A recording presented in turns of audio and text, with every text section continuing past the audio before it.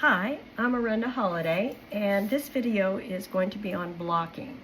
And the subtitle of it is actually Blocking for the TKGA Basics course or for gauge swatches.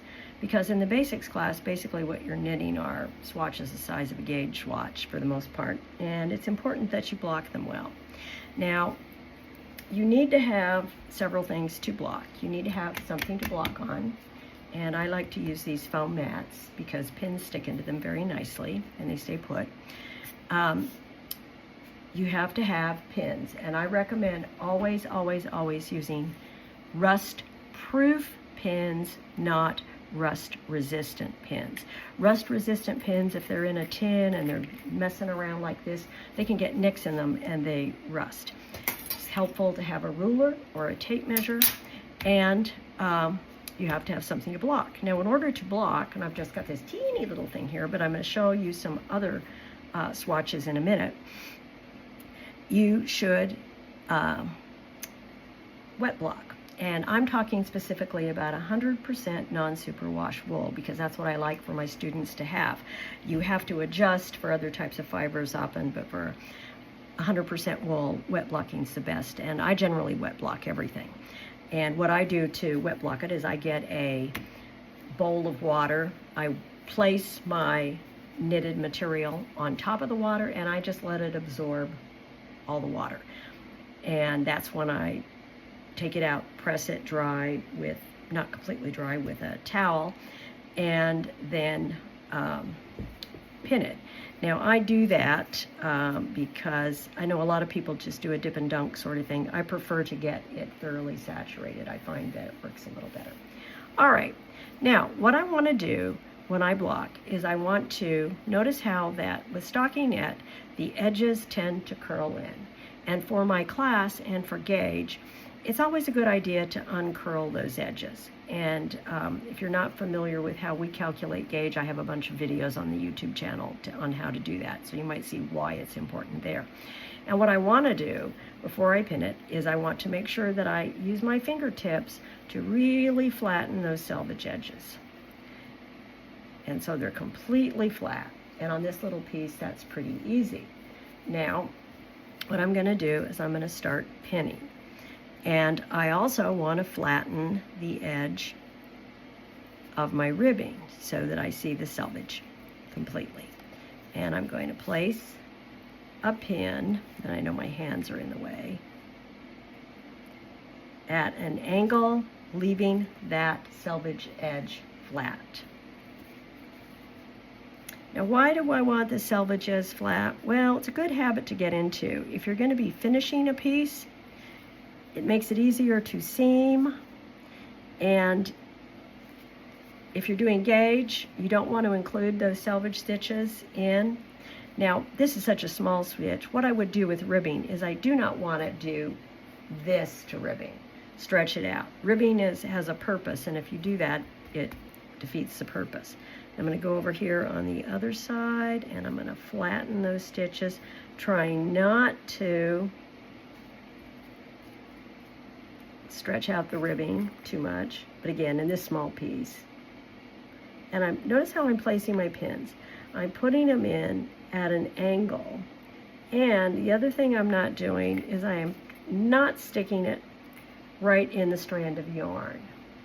If you stick things right in the strand of yarn, what happens is that it creates a pinhole.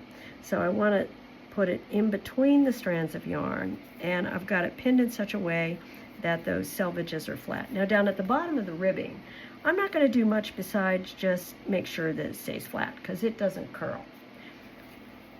Now, when I get up here, notice that I am smoothing out those selvages, and they're nice and flat. Place some pins, and for a larger piece, it's going to take a lot more pins. And if I go to this much trouble when I'm blocking for a sweater, say, well, plus or minus, you know, I'm an experienced enough finisher. I can see the edges and I know where to pick up and seam. So it's not as critical, but if you're learning, it's much easier if you do this. All right, and I'm smushing them flat, and I'm pinning them, not in the strand. Pinholes are real hard to get rid of. And I'm printing them at an angle so that those pins are going to keep them flat. And, okay, for this tiny little piece, I don't have to take as much care. But what I would want to do is I would want to make sure that the top is straight, the bottom is straight. You want it to be symmetrical, that it's the same length on either side, and I'm doing a real crappy job of doing that. So, and then I'm going to let it dry. Now, how long do I let it dry? Until it's dry. And that can take quite some time for something like wool. Cotton and linen, not so much. What I generally do is take it outside, if it's a sunny day, and let it dry in the sun. But if it's the winter or it's a cloudy day, I will put it on the floor and run some little fans across it, you know, like those little desktop fans. And that takes, depending on the fabric, not as long. But you want to wait until it's completely dry until you do it.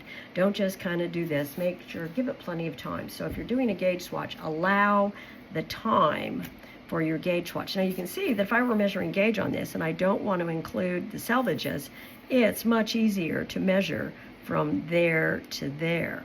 And that ugly little selvage stitch stands out. Now I have some examples of other things that I've blocked. So here is a larger piece.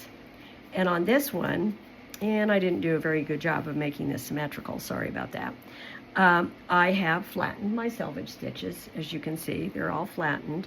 But, so I've done that with the selvages, but because this edge does not curl, I don't really have to go to that much trouble. It's going to be fine.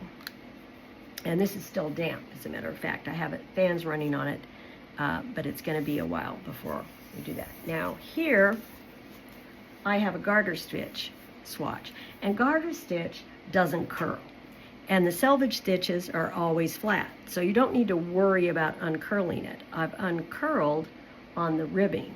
But notice I've tried to let the ribbing stay more elastic, more ribbed. And you need to be very careful with this because this is stretched out a little bit. But if I were doing it for a sweater where I really wanted that to pull in, I would have maybe not even pulled it at all. I might have just let it kind of hang, not worry about the selvage stitches, and then just pin the bottom. And I don't need to pin the top because it's not stretching. Now, in my basics class, I have the students work a lace swatch. This is not the same lace swatch.